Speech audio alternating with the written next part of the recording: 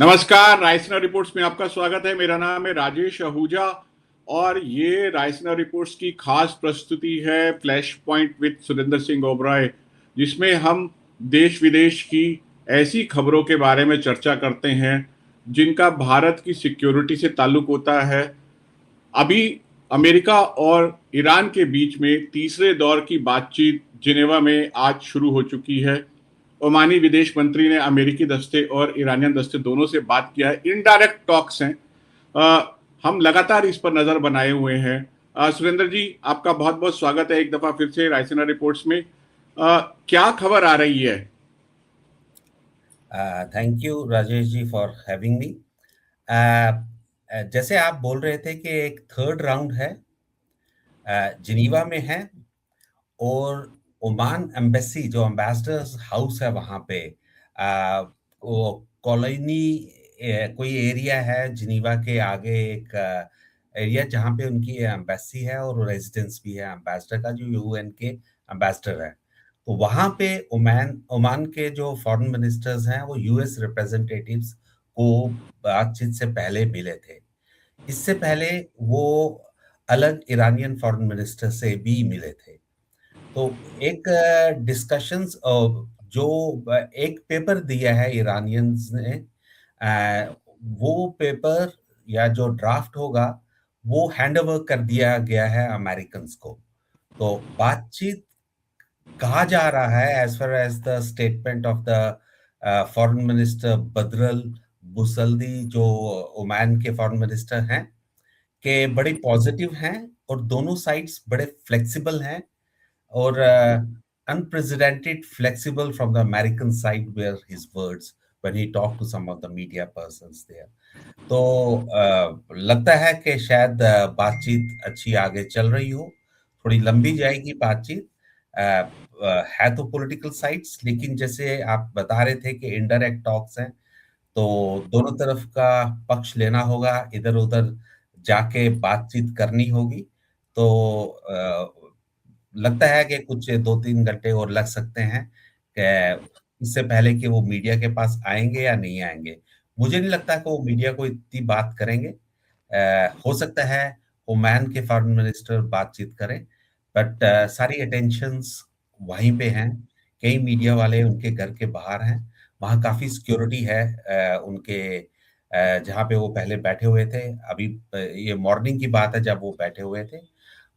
हाँ, एक और डेवलपमेंट हुआ है कि separately Omani foreign minister international atomic energy agency के साथ भी बातचीत की है। उनके एक रिप्रेजेंटेटिव है वहां, मिस्टर राफेल ग्रॉसी। वो head of the international atomic energy agency के हैं और कंसल्टेशंस टेक्निकल एस्पेक्ट्स पे काफी करते हैं। तो ये क्लियर है कि टेक्निकल एस्पेक्ट्स को भी नजर में रखा जा रहा है। तो इसीलिए आईएईए भी वहां पे प्रेजेंट है। और ईरान शुरू से ही कह रहा है कि आईएईए के साथ वो बातचीत कर सकते हैं। ईरान जी। ये भी कह रहा है कि मैं न्यूक्लियर बॉम्ब्स नहीं बनाऊंगा, जहां तक न्यूक्लियर वेपन्स का सवाल है। लेकिन सबसे बड़ा इशू जो मुझे लग रहा है वो मिसाइल टेक्नोलॉजी के ऊपर है, क्योंकि इंटरनेशनल कॉन्टिनेंटल बैलिस्टिक मिसाइल के ऊपर बहुत ज्यादा नजर है अमेरिकन की। तो क्या उस चीज पे बातचीत होती है? अगर नहीं होती है, और मुझे नहीं लगता कि इस चीज पे कॉम्प्रोमाइज ईरान करेगा। ईरान अपनी मिसाइल, क्योंकि वही उनका एक डेटरेंस है और एक मेजर डेटरेंस है उनके पास।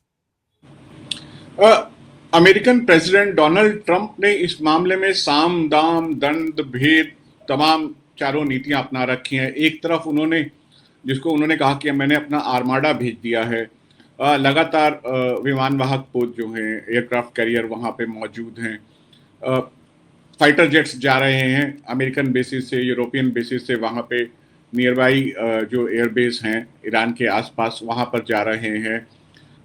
दूसरी तरफ एक उनका इसमें एक पर्सनल इन्वेस्टमेंट भी है। उनके दामाद जेरेड कुशनर इस बातचीत में शामिल हैं और स्टीव विटकॉफ जो है वो उनके दोस्त हैं, रियल एस्टेट टाइकून हैं और साथ में ट्रंप के दोस्त भी हैं। आपको लगता है कि अब एक बात मैं और दर्शकों को बताना चाहूँगा कि अमेरिका ने फिर से नए सिरे से सैंक्शंस भी लगाई हैं ईरान पे। और जिसको ये कहा जा रहा है कि एक और प्रेशर बनाने की ये स्ट्रैटेजी है ईरान, ताकि कैपिटुलेट करे और शर्तों, जो अमेरिकी शर्तें हैं उनको मान ले। आपको लग रहा है कि ये कामयाब हो रही है?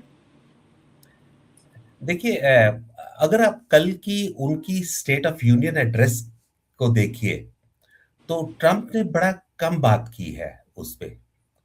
हाँ, हाँ, ये ज़रूर है, उन्होंने वार्निंग दी है उन्हें, और ये बोला है, I can not allow the world's number 1 sponsor of terror to have a nuclear weapon. तो बड़ा ओपनली एक किस्म का इनडायरेक्टली वो उनके ऊपर ब्लेम लगा रहे थे। लेकिन जो फॉरेन मिनिस्टर है ईरान के, उन्होंने कहा it's a complete lie. These are lies, they just need an excuse to be after us. कुछ थोड़ी देर के बाद ही वो जो अरागची है, उन्होंने अपने सोशल मीडिया पे लिखा था कि under no circumstances Iran will develop a nuclear weapon. तो वो बड़े क्लियर ओपनली कह रहे हैं कि वेपन्स हम नहीं बनाएंगे।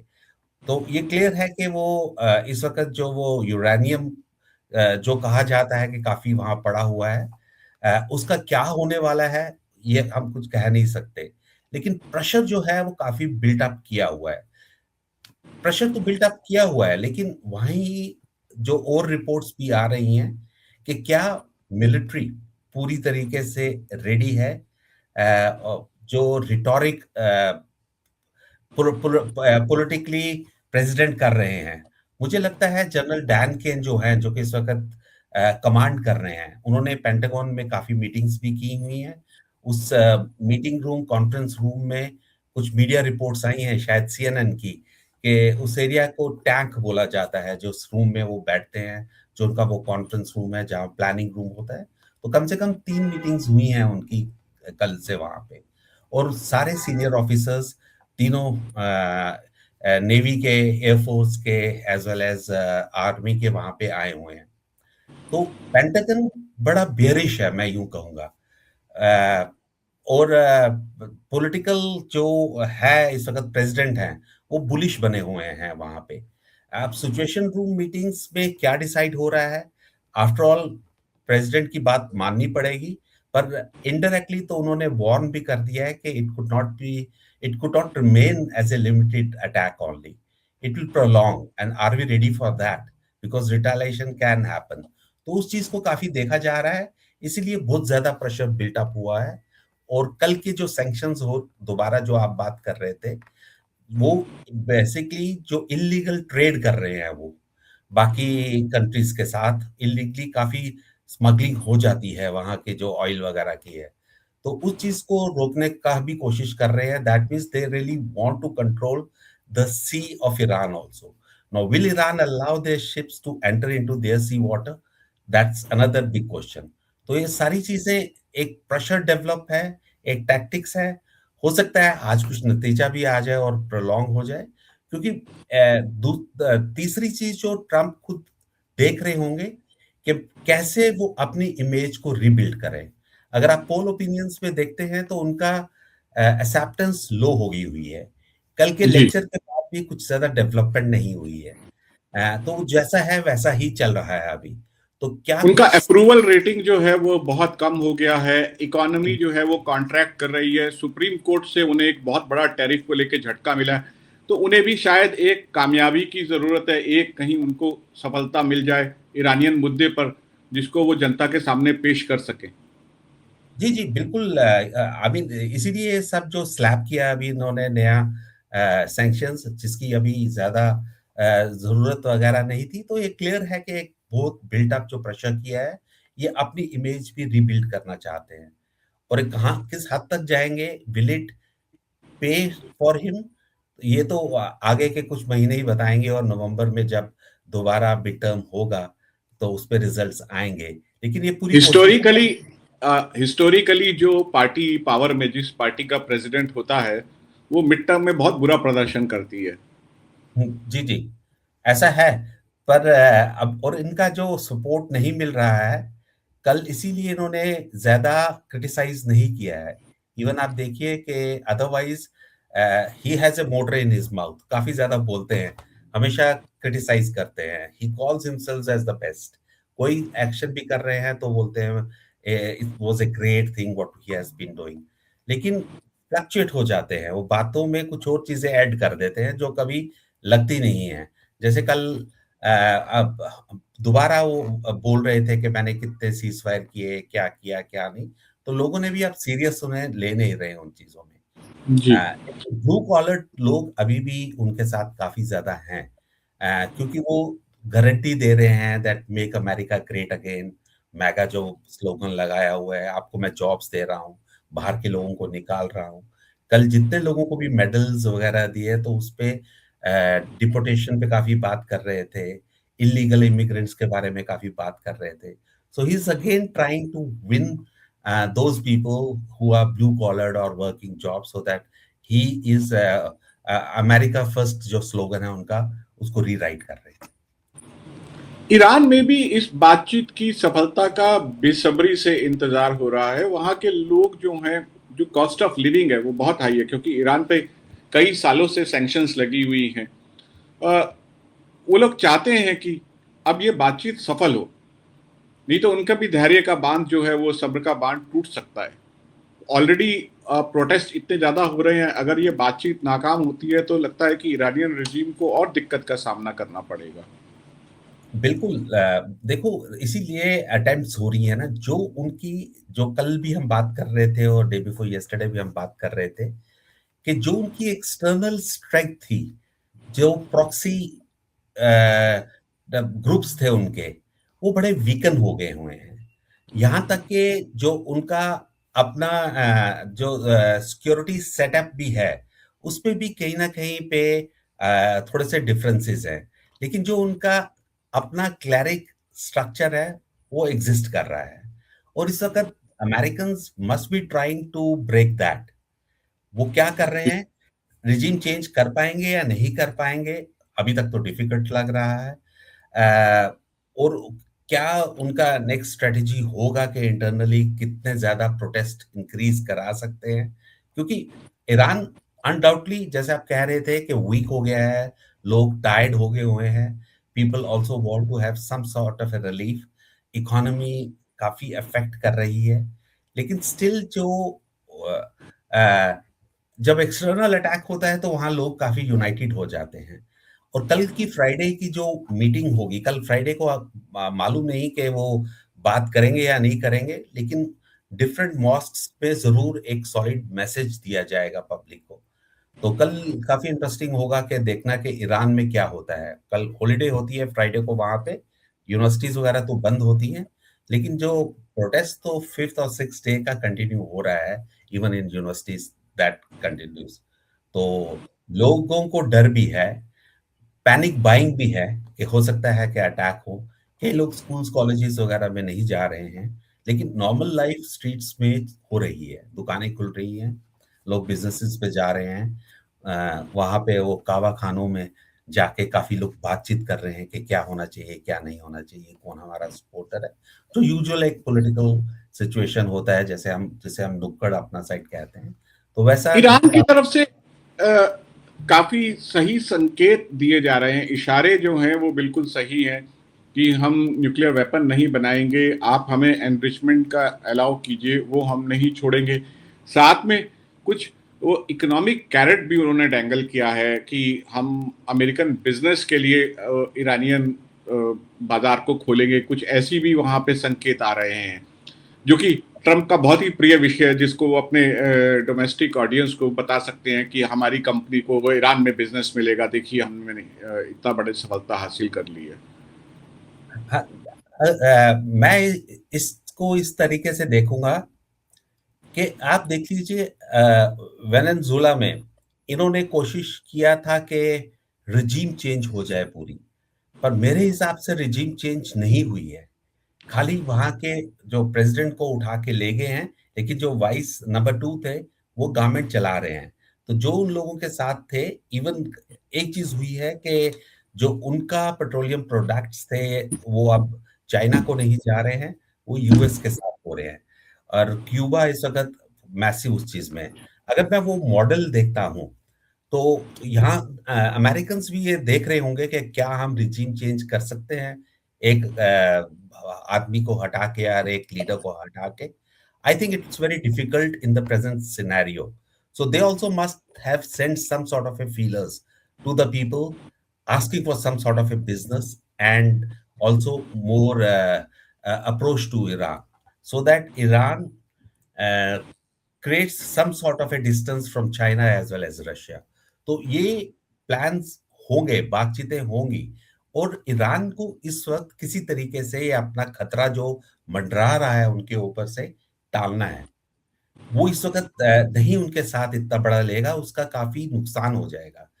अगर ईरान के ऊपर बम्बारमेंट होती है, आप कॉन्सिक्वेंसेस देखिए कितने ज्यादा होंगे, डिस्प्लेसमेंट कितना होगा, इकोनॉमी उनकी बिल्कुल खत्म हो जाएगी, लीडरशिप भी खत्म हो सकती है, लोगों में एक अनरेस्ट मैसिव आ जाएगा, कितने लोग ईरान बॉर्डर क्रॉस करके नेबरिंग कंट्री में चले जाएंगे, तो एक रिफ्यूजी स्टेटस भी आ जाएगा।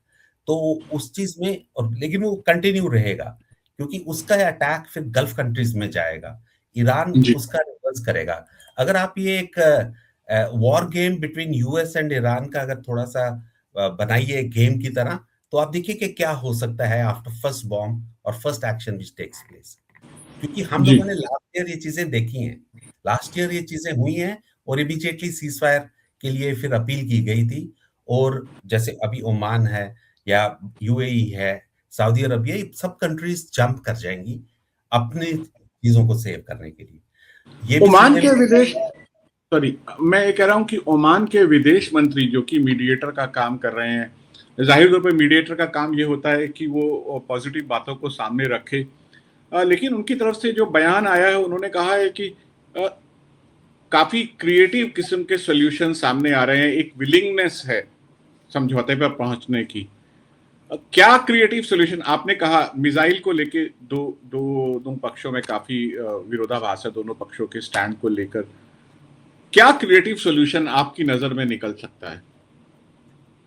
देखो, जब काफी देर से उन्होंने IAEA के बिल्कुल बंद कर दिए हुए थे, यहां तक के अमेरिकन को ये नहीं पता कि हमने जो लास्ट टाइम जुलाई में अटैक किया था 3 न्यूक्लियर पोजीशंस पे उनकी, कितना नुकसान हुआ है, क्या यूरेनियम वो अभी प्रोड्यूस कर रहे हैं या नहीं कर रहे हैं। वो किसी तरीके से एक अगर IAEA वापस चला जाता है, दूसरा वो थोड़ी देर के लिए अपना मिसाइल प्रोग्राम्स को होल्ड कर देते हैं, और थर्ड वो अमेरिका के साथ बिजनेस का पार्टनरशिप शुरू कर देते हैं किसी तरीके से, ऑयल वगैरह का या किसी मिनरल्स का जो प्रोजेक्ट्स उनकी नजर में होगा। कहीं एक और new friendship between US and Iran could be built up where they also support them for their strategy with other GCC countries, या जो उनके ईरान जिनको अपना फ्रेंड नहीं समझता है। तो इसमें एक लॉन्गर प्रोसेस होगा, लेकिन they have to start somewhere. पहली चीज है कि एक दूसरे को एक्सेप्ट करना है, और वो एक्सेप्टेंस न्यूक्लियर इश्यूज पे ही होगा, और कुछ हद तक, पूरा नहीं, ये प्रॉमिस दिया जाएगा कि हम इंटरनेशनल बैलिस्टिक मिसाइल नहीं बनाएंगे।